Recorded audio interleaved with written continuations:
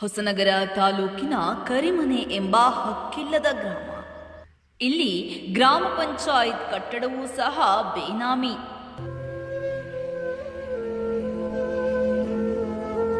ಕರಿಮನೆ ಗ್ರಾಮದ ಹಲವು ದಶಕಗಳ ಸಮಸ್ಯೆಗೆ ಇನ್ನೂ ಸಿಗದ ಪರಿಹಾರ. ನಾವೆಲ್ಲ ಕುಟುಂಬಗಳು ಇನ್ನೇನು ವಲಸೆ ಹೋಗೋಕ್ಕೂ ಸಾಧ್ಯ ಇಲ್ಲ, ಎಲ್ಲೂ ಮೂಲಭೂತ ಸೌಕರ್ಯ ಇಲ್ಲ.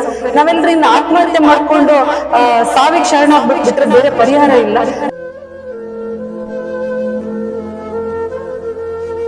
ಆದ್ರೂ ಕೂಡ ಬಿಟ್ಟಂತ ಏನು ಸೆಟ್ಲ್ಮೆಂಟ್ ಆಫೀಸರು ನಮೂದ್ ಮಾಡಿ ಇಂಥ ರೈತ ಇಲ್ಲಿದ್ದಾನೆ ಅಂತ ನಮೂದ್ ಮಾಡಿ ಬಿಟ್ಟಿರ್ತಕ್ಕಂಥ 800 ಎಕರೆ ಜಾಗನೂ ಕೂಡ ಇವತ್ತು ಮಂಜೂರಾತಿ ಆದವರಿಗೂ ಕೂಡ ಇವತ್ತು ಏನು ಸರ್ಕಾರ ಇವತ್ತು ಡೀಮ್ಡ್ ಇದು ಸರ್ಕಾರ ಏನು ಪೋಡಿ ಮುಕ್ತ ಮಾಡಬೇಕು ಅಂತ ಹೊರಟರು. ಆ ಪೋಡಿ ಮುಕ್ತದಲ್ಲಿ ಅವರಾಗೆ ಯಾವ ಪಾರ್ಟಿಗೂ ಕೂಡ ಅವ್ರ ಗಮನಕ್ಕೆ ತರದೆ ಅವ್ರ ಸರ್ವೆ ನಂಬರ್ ಫಾರೆಸ್ಟ್ ಇಲಾಖೆಯವ್ರು ಬಂದು ಮೊಬೈಲಲ್ಲಿ GPS ಮಾಡಿಬಿಟ್ಟು ಹಸ್ತಾಂತರ ಅರಣ್ಯ ಅಂತ ತಹಸೀಲ್ದಾರಿಗೆ ರಿಪೋರ್ಟ್ ಕೊಡ್ತಾ ಇದ್ದಾರೆ. ಮಂಜೂರಾದಂಥವನು ಕೂಡ ವಜಾ ಮಾಡ್ತಾ ಇದ್ದಾರೆ. ಅದಕ್ಕಾಗಿ ತಕ್ಷಣ ನಾನು ಕೇಳ್ಕೊಳ್ಳೋದಿಷ್ಟೇ, ಮಿನಿಸ್ಟ್ರು ಅಥವಾ ಯಾವ ಸಂಬಂಧಪಟ್ಟ ಅಧಿಕಾರಿಗಳಿಗೆ ಕೇಳ್ಕೊಳ್ಳೋದಿಷ್ಟೇ, ಖಂಡಿತ ನಮ್ಮ ಶಿವಮೊಗ್ಗ ಜಿಲ್ಲೆಯಲ್ಲಿ ಇವತ್ತು ಈ ಅರಣ್ಯದ ವಿಶ್ವಾಸ ಇರೋದ್ರಿಂದ ಯಾವುದೇ ಕಾರಣಕ್ಕೂ ಪೋಡಿ ಮಾಡೋದಾದ್ರೆ ಒಬ್ಬ ರೈತನ ಅವನ ಅನುಮತಿ ಇಲ್ಲದೆ ನೀವು ಪೋಡಿ ಮಾಡಬೇಡಿ, ಸರ್ಕಾರ ನೀವೇ ಇಲಾಖೆಯವ್ರ ಕೈಗೆ ಕೊಡಬೇಡಿ ಅಂತ ನಾವು ಈ ಸಂದರ್ಭ ಹೇಳಿ. ಒಂದು 83 ಆಶ್ರಯ ಸೈಟ್ಗಳಿದ್ದಾವೆ. ನಮ್ಮ ಬಂಗಾರಪ್ಪಾಜಿಯವರು ಕೊಟ್ಟಂತಹ ಸೈಟ್ಗಳಿಗೆ ಯಾವುದೇ ರೀತಿಯ ಗಡಿಗುರುತುಗಳನ್ನ ಮಾಡಿಕೊಟ್ಟು ಆ ಜನಗಳಿಗೆ ಒಂದು ಮನೆ ಮಾಡಲಿಕ್ಕೆ ಅವಕಾಶ ಮಾಡಿಕೊಟ್ಟಿಲ್ಲ. ಅರಣ್ಯ ಇಲಾಖೆ ಇರ್ಬೋದು, ಫಾರೆಸ್ಟ್ ಅಥವಾ ಕಂದಾಯ ಇಲಾಖೆಯವರು ಈಗ ಆಲ್ರೆಡಿ ಕಂದಾಯ ಭೂಮಿ ಅಂತ ಹೇಳಿದ್ರು ಕೂಡ ಯಾವುದೇ ರೀತಿಯ ಜನಗಳಿಗೆ ಉಪಯೋಗ ಮಾಡಿಕೊಡ್ತಾ ಇಲ್ಲ.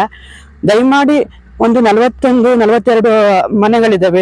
ಹೆಚ್ಚು ಕಡಿಮೆ 70-80 ವರ್ಷದಿಂದ ಮನೆ ಕಟ್ಕೊಂಡು ವಾಸ ಮಾಡ್ತಾ ಇರುವಂತ ಜನಗಳಿದ್ದಾರೆ.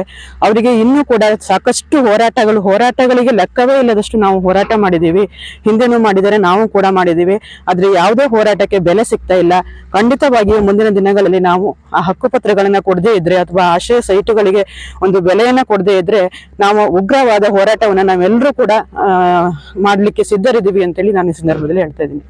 ಇಲ್ಲೆಲ್ಲ ನಮ್ಮ ಕರಿಮನೆ ಗ್ರಾಮ ಪಂಚಾಯತ್ ವ್ಯಾಪ್ತಿ ಏನಿದೆ ಇದು 80% ಮುಳುಗಡೆ ಯೋಜನೆ ವಿದ್ಯುತ್ ಯೋಜನೆಗೆ ಭೂಮಿಯನ್ನು ಕಳ್ಕೊಂಡವರು. ಎಲ್ಲ ರೈತರು ಇವತ್ತು ತಮ್ಮ ಹಿಡುವಳಿ ಭೂಮಿಯನ್ನು ಕಳ್ಕೊಂಡು ಅರಣ್ಯ ಹತ್ಕೊಂಡು ಅವರೆಲ್ಲರೂ ಸಾಗುವಳಿ ಮಾಡ್ಕೊಂಡು ಜೀವನ ಮಾಡ್ತಾ ಇದ್ದಾರೆ. ಅವತ್ತಿಂದ ಇವತ್ತಿನವರೆಗೂ ನಮ್ಮಲ್ಲಿ 50 ಅರ್ಜಿ ಕೊಟ್ವಿ, 53 ಕೊಟ್ವಿ, 57 ಕೊಟ್ವಿ. ಯಾವುದೇ ಅರ್ಜಿಯನ್ನ ಪರಿಗಣಿಸ್ತೇನೆ ಸರ್ಕಾರ ವಿಲೆ ಇಟ್ಟಿದೆ. ಯಾರಿಗೂ 1 ಗಂಟೆ ಮಂಜೂರಾತಿ ಕೊಡ್ತಾ ಇಲ್ಲ. ಕೇಳಿದ್ರೆ ಇಲಾಖೆಯವರು ದಿನಕ್ಕೊಂದು ಕಾರಣ ಕೊಡ್ತಾರೆ. ಮೊದಲಿಗೆ ಇದೆಲ್ಲ ಕಂದಾಯ ಭೂಮಿ ಆಗಿತ್ತು, ದನಗಳ ಮೊಪ್ಪತ್ತಾಗಿತ್ತು. ಇದನ್ನ ಇವರು 1991-92ರಲ್ಲಿ ನಮಗೆ ಇದೇ 106 ಸರ್ವೆ ನಂಬರಲ್ಲಿ 86 ಆಶ್ರಯ ನಿವೇಶನಗಳು ಕೊಟ್ಟರು. ಅವಕ್ಕೆ ಕೆಲವು ಪಂಚಾಯತಿಯಿಂದ ಕಂದಾಯ ಕಟ್ತಾ ಇದ್ದಾರೆ, ಕೆಲವು ಡಿಮ್ಯಾಂಡಿಗೆ ಏರಿಸಿದ್ದಾರೆ, ಕೆಲವು ಹಂಗೆ ನೆನೆಗುದಿದ್ದಾವೆ. 91-92ರಲ್ಲಿ ಆಶ್ರಯ ನಿವೇಶನ ಮಂಜೂರಾತಿ ಕೊಡ್ತಾರೆ, ಹಕ್ಕುಪತ್ರ ಕೊಡ್ತಾರೆ. 93-94ರಲ್ಲಿ ಅದೇ ಭೂಮಿನ PF ಅಂತ ಮೆನ್ಷನ್ ಮಾಡ್ತಾರೆ. ಕೇಳಿದ್ರೆ ನಾವು 64-65 ಆದೇಶ ಇಟ್ಕೊಂಡು ಮಾಡಿದೀವಿ ಅಂತ ಹೇಳ್ತಾರೆ. ಈಗ ಆ 86 ನಿವೇಶನಗಳು ಇನ್ನೂ ಆ PF-ನ ಗೊಂದಲದಲ್ಲಿ ಯಾವುದೇ ರೀತಿ ಮನೆಗಳು ಕಟ್ಕೊಳ್ಳಿಕ್ಕೆ ರೈತರಿಗೆ ಅಥವಾ ಕೂಲಿ ಕಾರ್ಮಿಕರಿಗೆ ಅವಕಾಶ ಆಗಿಲ್ಲ. ಅದೇ ರೀತಿ 50-53 ಅರ್ಜಿಯಲ್ಲೂ ಕೂಡ ಯಾರಿಗೂ 1 ಗಂಟೆ ಮಂಜೂರಾತಿ ಕೊಟ್ಟಿಲ್ಲ. ಕೇಳಿದ್ರೆ ಇದು PF ಇದು ಕೊಡಕ್ ಬರಲ್ಲ ಅಂತ ಹೇಳ್ತಾರೆ. ಇದು ಒಂದು ಭಾಗ. ಇನ್ನೊಂದು ಈ 106 ಸರ್ವೆ ನಂಬರಲ್ಲಿ 156 ಎಕರೆ ಭೂಮಿ ಇದೆ. ಇಲ್ಲಿ ಒಂದು 60-70 ಮನೆಗಳು ನಮ್ಮ ರೈತರು ತಲತಲಾಂತರದಿಂದ ಮನೆ ಕಟ್ಕೊಂಡು ಇಲ್ಲಿ ವಾಸ ಇದ್ದಾರೆ. ಅವ್ರಿಗೆ ಯಾರಿಗೂ ನಮ್ಮಲ್ಲಿ 94C ನಲ್ಲಿ ಅರ್ಜಿ ಕೊಟ್ಟಿದ್ದೀವಿ, ಮಂಜೂರಾತಿಗೆಲ್ಲ ಪ್ರೋಸೆಸ್ ಮಾಡಿದ್ದೀವಿ. ನಮ್ಮ ಪಂಚಾಯತ್ ಕಡೆಯಿಂದ ಅವ್ರದ್ದೆಲ್ಲ ಮನೆಗಳನ್ನ ನಾವು ಮನೆಯನ್ನು ಸರ್ವೆ ಮಾಡಿಸಿ ಎಲ್ಲ ಫೈಲ್ ಪುಟಪ್ ಮಾಡಿ ತಹಸೀಲ್ದಾರ್ ಆಫೀಸಿಗೆ ನಾವು ಕಳಿಸಿದ್ದೀವಿ. ಅಲ್ಲಿ ಕೇಳಿದ್ರೆ ಅರಣ್ಯ ಇಲಾಖೆಯ ಅಬ್ಜೆಕ್ಷನ್ ಇದೆ ಅಂತ ಪೆಂಡಿಂಗ್ ಇಟ್ಟಿದ್ದಾರೆ. ಅರಣ್ಯ ಇಲಾಖೆಯವರು ಯಾಕೆ ಅಬ್ಜೆಕ್ಷನ್ ಮಾಡಿದ್ರು ಏನೋ ನಮಗೆ ಗೊತ್ತಾಗ್ತಾ ಇಲ್ಲ. ಈ 106 ಸರ್ವೆ ನಂಬರ್ ಸ್ಪಷ್ಟವಾಗಿ ಕಂದಾಯ ಭೂಮಿ ಅಂತಿದೆ. ಇದೇ 106 ಸರ್ವೆ ನಂಬರಲ್ಲಿ 2 ಎಕರೆ ಸ್ಮಶಾನಕ್ಕೆ ಮತ್ತೆ 4.5 ಎಕರೆ JJM-ಗೆ ಮಾನ್ಯ DC ಸಾಹೇಬರು ಮಂಜೂರಾತಿ ಕೊಟ್ಟಿದ್ದಾರೆ. ಕಂದಾಯ ಇಲಾಖೆಯಿಂದ ಸ್ಪಷ್ಟವಾಗಿ RTC ಬಂದಿದೆ.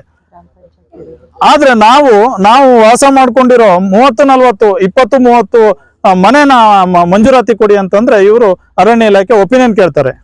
ಇಲ್ಲಿ ನಮ್ಮ ಆಕ್ರೋಶ ಅರಣ್ಯ ಇಲಾಖೆ ಮೇಲಲ್ಲ, ಮೂಲತಃ ತಪ್ಪು ಮಾಡಿರೋದು ಕಂದಾಯ ಇಲಾಖೆ.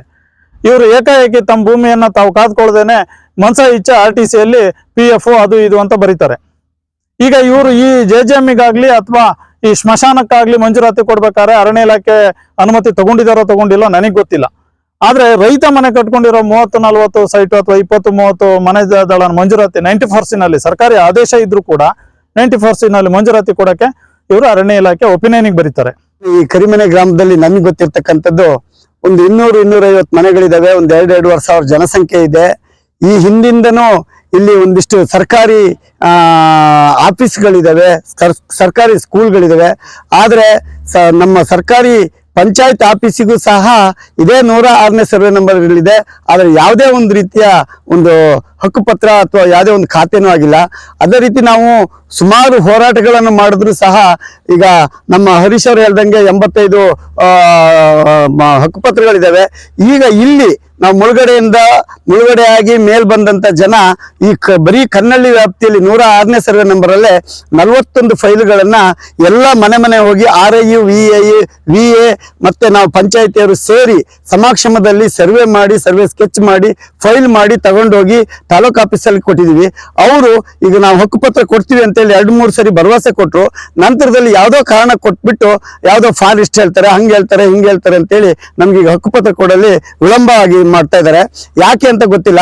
ಆದ್ರೆ ನಮ್ಮ ಪ್ರಕಾರ ಇದು 106ನೇ ಸರ್ವೆ ನಂಬರು ಪ್ಯೂರ್ಲಿ ಕಂದಾಯ ಭೂಮಿ ಆಗಿರೋದ್ರಿಂದ ಯಾವುದೇ ಅರಣ್ಯ ಅವ್ರ ಹತ್ರ ಒಪಿನಿಯನ್ ಕೇಳ್ದೇನೆ ಕಂದಾಯ ಇಲಾಖೆಯವರು ಈ 41 ಜನ ಮನೆ ಕಟ್ಕೊಂಡು ಇರ್ತಕ್ಕಂಥವ್ರಿಗಾದ್ರೂ, ಈ ಕಂದಾಯ ಭೂಮಿಲಿ ಇರ್ತಕ್ಕಂಥವ್ರಿಗಾದ್ರೂ ಹಕ್ಕುಪತ್ರ ಕೊಡ್ಲಿಕ್ಕೆ ಅತಿ ಶೀಘ್ರದಲ್ಲೇ ಅವಕಾಶ ಮಾಡಿಕೊಡ್ಬೇಕು.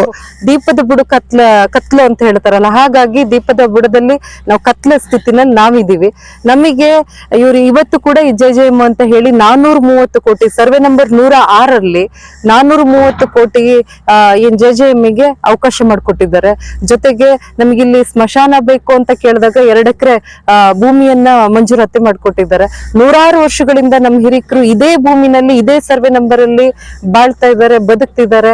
ಆದ್ರೂ ಕೂಡ ಅವ್ರಗಳಿಗೆ ಹಕ್ಕುಪತ್ರವನ್ನ ಕೊಡೋದಕ್ಕೆ ಫಾರೆಸ್ಟ್ ಇಲಾಖೆ ಎಲ್ಲ ಬಂದ್ ನೋಡಿದ್ರು ನಾವು ಮನುಷ್ಯರು ಬದುಕ್ಬೇಕೋ ಬೇಡವೋ ಗೊತ್ತಿಲ್ಲ, ಅಲ್ಲಿಗೆ ಅಡೆತಡೆ ಮಾಡ್ತಿದ್ದಾರೆ. ಈ ವರ್ಕಿಗೆ ಈಗ 430 ಕೋಟಿ ನೀರನ್ನ ಇಡೀ ನೀವು ಜಿಲ್ಲೆಗಳಿಗೆ ತಗೊಂಡು ಹೋಗ್ಬೇಕು, ರಾಜ್ಯಕ್ಕೆ ತಗೊಂಡು ಹೋಗ್ಬೇಕು ಅಂತ ಈ ಪ್ರಾಜೆಕ್ಟ್ ಶುರು ಮಾಡಿದ್ದಾರೆ. ನೀರು ಕೊಡ್ತಾ ಇದ್ದೀವಿ, ಡ್ಯಾಮ್ ಕಟ್ಟಕ್ಕೂ ಬಿಟ್ಟಿದೀವಿ. ಅಂದ್ರೆ ನಾವ್ ಇಲ್ಲಿ ಬದುಕ್ತಾ ಇರುವಂತವ್ರನ್ನ ಫಾರೆಸ್ಟ್ ಇಲಾಖೆ ಇರ್ಬೋದು, ಸರ್ಕಾರಗಳಿರ್ಬೋದು, ನಾವು ಮನುಷ್ಯರು ಅನ್ಕೊಂಡಿದಾರೋ ಅಥವಾ ಕಾಡಿನ ಪ್ರಾಣಿಗಳ ತರ ನಮ್ಮನ್ನ ಟ್ರೀಟ್ ಮಾಡ್ತಿದ್ದಾರೆ. ನಮ್ಗೆ ಯಾರಿಗೂ ಕೂಡ ನಮ್ಮ ಮಕ್ಕಳಿಗೆ ಓದೋದಕ್ಕೆ ಒಳ್ಳೆಯ ಕಾಲೇಜ್ ವ್ಯವಸ್ಥೆ ಇಲ್ಲ, ಇಲ್ಲಿ ದುಡಿಯೋ ಕೈಗಳಿಗೆ ಉದ್ಯೋಗ ಇಲ್ಲ. ನಮ್ಮ ಹಿರಿಕರು ಏನು ದಿನನಿತ್ಯ ಕೆಲಸ ಮಾಡಿ ಕೂಲಿ ಮಾಡಿ ಸತ್ತೋಗ್ತಾ ಇದಾರೋ ಅದು ನಾವುಗಳು ಒಂದ್ ದಿವ್ಸ ಈ ತರ ಹೋರಾಟ ಮಾಡಿ ಮಾಡಿ ಮಾಡಿ ಇನ್ನೇನ್ ಇದು ಆಗೋದಿಲ್ಲ ಅನ್ನೋ ಅಂತ ಕೈ ಬಿಡೋದು. ಯಾಕಂದ್ರೆ ಒಂದ್ ಬುಟ್ಟಿ ಮಣ್ಣು ತೆಗಿಯೋದಕ್ಕೂ ಕೂಡ ಫಾರೆಸ್ಟ್ ಇಲಾಖೆ ಬಿಡ್ತಾ ಇಲ್ಲ ನಮಗೆ. ಇದ್ ನಮ್ ಭೂಮಿ ಅಂತ ಬರ್ತಾ ಇದ್ದಾರೆ. ಇಲ್ಲಿ ಅಣ್ಣ ತಮ್ಮ ನಾವೆಲ್ಲ ಕೂಡು ಕುಟುಂಬದಲ್ಲಿ ಬಂದಂತವ್ರು, ಅಣ್ಣ ತಮ್ಮ.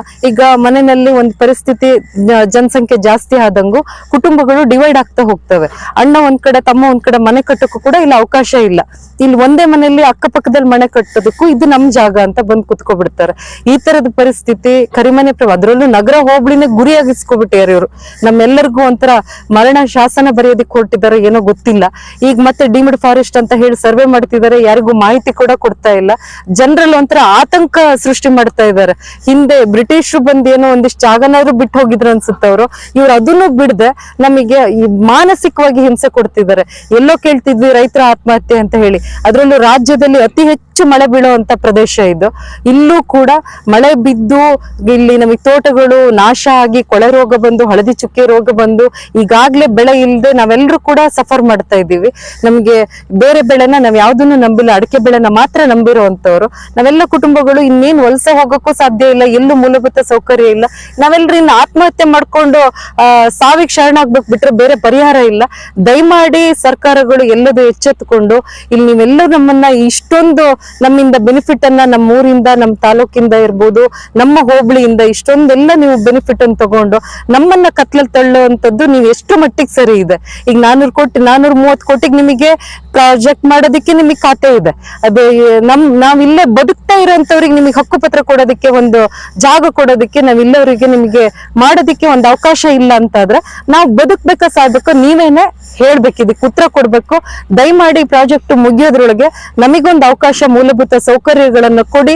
ಇನ್ನು ದಯಮಾಡಿ ಪ್ರಾಜೆಕ್ಟ್ ನೀವು ಮುಗಿಯೋದ್ರೊಳಗೆ ನಮಗೆ ನಮ್ಮ ಇಲ್ಲಿರುವಂತ ಎಲ್ರಿಗೂ ಕೂಡ ಒಂದು ಬದುಕಕ್ಕೆ ಒಳ್ಳೆ ರೀತಿಯಲ್ಲಿ ನಿಮ್ಮ ಹಾಗೆ ನಾವು ಬದುಕೋದಕ್ಕೆ ಮೂಲಭೂತ ಸೌಕರ್ಯಗಳನ್ನ ಕೊಡಿ ಅಂತ ಹೇಳಿ ನಾವು ಆಗ್ರಹ ಮಾಡ್ತಿದೀವಿ. ಮುಂದಿನ ದಿನಗಳಲ್ಲಿ ನಾವು ಅರಣ್ಯ ಇಲಾಖೆಯವರ ವಿರುದ್ಧ ಕೂಡ ನಾವು ಪ್ರತಿಭಟನೆಯನ್ನ ಹಮ್ಮಿಕೊಳ್ಬೇಕು ಅಂತ ಅನ್ಕೊಂಡಿದೀವಿ. ಖಂಡಿತ ಹಮ್ಮಿಕೊಳ್ತೀವಿ. ಯಾಕಂದ್ರೆ ನಮ್ ಜಾಗದಲ್ಲಿ ಬಂದವರಿಗೆ ನಮ್ಮನ್ನೇ ನೀವು ಓಡಿಸುವಂತ ಸ್ಥಿತಿ ಬಂದಾಗಿದೆ. ಹಾಗಾಗಿ ನಾವು ಇನ್ನು ಬಿಟ್ಕೊಡುವಂತ ಪ್ರಶ್ನೆ ಇಲ್ಲ. ಯಾಕಂದ್ರೆ ಹಿಂದಿನಿಂದಲೂ ಬಂದಿದೆ, ಹೋರಾಟದಿಂದ ಮಾತ್ರ ಸಾಧ್ಯ ಏನನ್ನಾದ್ರೂ ಪಡಿಬೇಕು ಅಂತ. ಅದ್ ನಮಗೆ ಚೆನ್ನಾಗ್ ಗೊತ್ತು. ಹೋರಾಟವನ್ನ ನಾವು ಮಾಡೋದಕ್ಕೆ ಸಿದ್ಧರಾಗಿದೆ.